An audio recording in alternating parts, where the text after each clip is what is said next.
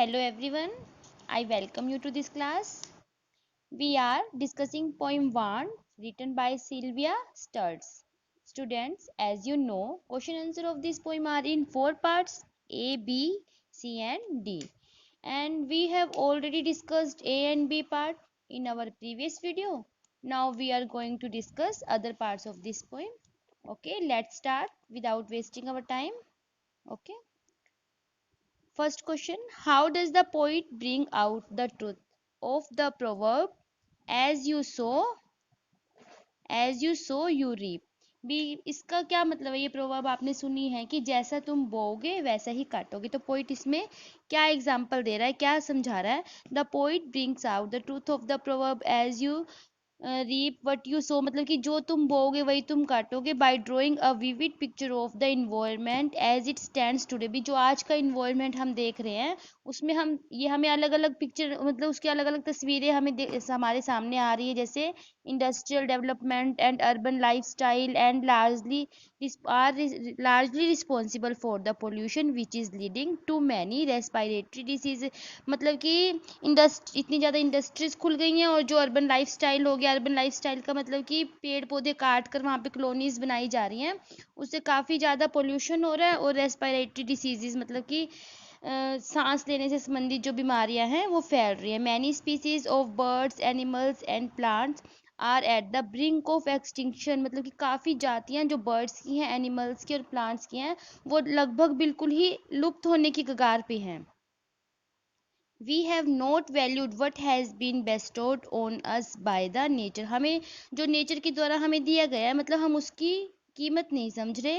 And global warming, depletion of ozone layer and many more problems are the consequences of our action. मतलब इसकी वजह से क्या क्या परिणाम हमें भुगतने पड़ रहे हैं? ग्लोबल वार्मिंग हो रही है, ओजोन की जो परत है वो पतली होती जा रही है, और मोर प्रॉब्लम्स, और भी बहुत ज़्यादा प्रॉब्लम्स जो है उसके बुरे परिणाम जो है वो हमारे जो हम ये काम कर रहे हैं, मतलब कि डिग्रेडेशन की वजह से जो हमें बियर करने पड़ रहे हैं। Okay, next question.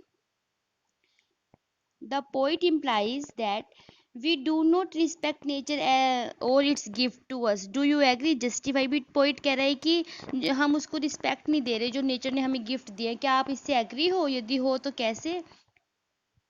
I agree with the poet when she says that we do not respect. भी हाँ, हम एग्री है, मतलब मैं एग्री करती हूँ इस चीज़ से कि जो पोइट कह रहा है कि हम नेचर के गिफ्ट्स को इम्पोर्टेंस नहीं दे रहे। To meet our greeds we exploit nature. अपनी ज़रूरतों को पूरा करने के लिए हम नेचर का एक्सप्लॉइट कर रहे हैं।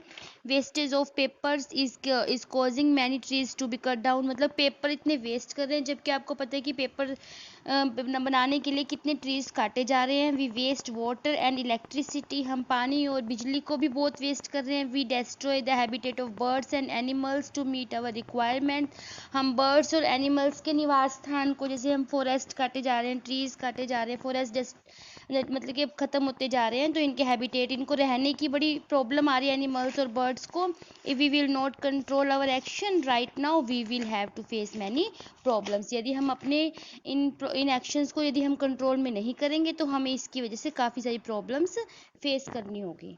Okay, now read this lines and answer the questions that follow. देखो बेटा, ये जो हमें स्टैंडर्ड दिया हुआ है पोइम का, ट्रीज से लेके टीम तक मैंने शॉर्ट में नोट किया है। इसमें trees towered high above, trunks bearing professed love, birds chirping from sides unseen, gone paper joint, pollution steam. ये this is extract of the poem. What does the poet mean by trees bearing professed love? मतलब इस extract है जो आपकी poem में, इस पहरे के अकॉर्डिंग हमने इस क्वेश्चन के आंसर देने हैं कि प्रोफेस्ड लव का क्या मतलब है, पोइट का क्या मतलब है bearing professed love. The poet means by trees bearing professed love that trees express great love by providing us with all that we need। मतलब professed love का मतलब यह है कि ट्रीज हमें वो सब चीज़ें प्रोवाइड कर रहे हैं जिनकी हमें ज़रूरत है। They give us shade to rest, fruits to eat and wood to build our beautiful homes. वे हमें शेड दे रहे हैं, फ्रूट्स दे रहे हैं और वुड जिससे हम अपने ब्यूटीफुल हाउसेज, होम्स बना रहे हैं। Next, what do you understand by the last two lines of the extract? इसकी लास्ट जो टू लाइन्स हैं उनसे आप क्या मतलब कि क्या है? लास्ट टू लाइन्स मैं आपको बोल के बता देती हूँ। और birds chirping chirping from sites unseen, gone paper joint, pollution steam, मतलब कि the poet says that trees which give shelter to birds are being cut to fulfill the need for the paper। मतलब कि जो birds थे unseen side से, मतलब कि जो हमें दिखाई भी नहीं देते थे, इतने घने पेड़ों पर बैठ के वो चहचहाते थे, अब वो पेड़ काटे जा रहे हैं, हम उन पेड़ों को पेपर बनाने के लिए काट रहे हैं।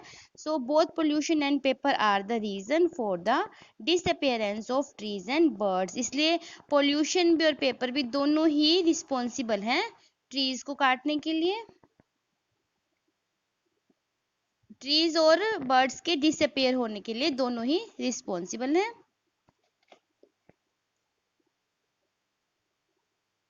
Which picture comes to your mind on reading these lines. जब आपने ये 4 लाइन्स पढ़ी तो आपके मन में क्या आया? The picture of despair comes to our mind on reading these lines. We can neither see the lush green trees and not hear the cheerful chirping of birds। मतलब कि हमारे मन में despair means निराशा, भी हमारे मन में निराशा की भावना आती है ये सब देखकर कि अब हम उतने घने ट्रीज को भी नहीं देख पाएंगे और ना हम बर्ड्स की साउंड सुन पाएंगे, क्योंकि ट्रीज जो है वो काटे जा रहे हैं। अब नेक्स्ट स्टैंजा है प्रोटेक्ट से लेके मैंने फैटल डे तक इसमें आपको बताया, ये आप अपनी बुक में से देखिए।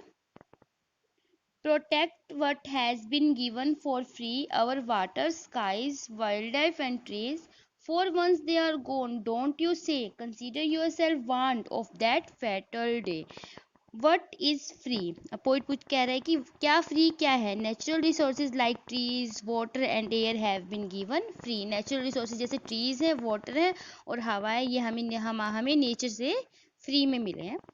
What does the poet mean by the fatal day? Fatal day से क्या मतलब है? By the fatal day the poet means the day when we will be deprived of all natural resources। मतलब उस बुरे दिन से है fatal day का मतलब कि वो दिन जब जो हम उन सब चीज़ों से वंचित हो जाएंगे जो नेचर हमें दे रहा है। मतलब कि ना ट्रीज होंगे, ना शेड, ना एयर, ना water.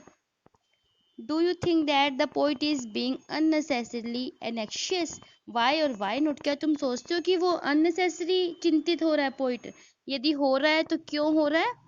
No, I don't think so because the earth resources are diminishing at a alarming rate। नहीं, हम ऐसा नहीं सोचते कि वो बेकार में चिंता कर रहा है, क्योंकि जो नेचुरल रिसोर्सेज हैं वो बहुत बड़ी मात्रा में गायब हो रहे हैं, मतलब उनका ख़त्म हो रहे हैं, and will be completely destroyed if proper steps are taken. और वो पूरी तरह से ख़त्म हो जाएंगे यदि हमने कोई अभी प्रॉपर स्टेप्स नहीं लिए, यदि हमने अभी मतलब इस डिफोरेस्टेशन को नहीं रोका, ये नेचर के साथ जो हम मतलब छेड़छाड़ कर रहे हैं, यदि उसके लिए कोई स्टेप्स नहीं लिए गए तो हमें उसके बहुत बैड रिजल्ट्स हमें बियर करने पड़ सकते हैं। Okay students, we have completed all the questions of this poem, and now read this poem and learn these questions। Students, you have to prepare your questions। अच्छे से आप अपने क्वेश्चंस को प्रिपेयर कीजिए, अपने टाइम को यूज़ कीजिए। Don't waste your time, don't cheat your teachers, don't cheat your parents. Means to say आप सिर्फ पढ़ने के लिए, अब आप पढ़ने के लिए जो आपको नोट्स प्रोवाइड किए जा रहे हैं, इनको अच्छे से अपनी फेयर नोटबुक में नोट कीजिए और ये मत सोचिए कि आज का काम कल कर लेंगे या बाद में कर लेंगे। आपका काम प्रॉपर होना चाहिए, बिकॉज आप सबको पता है कि it is need of our time. So please don't waste your time and learn all these questions properly। Okay।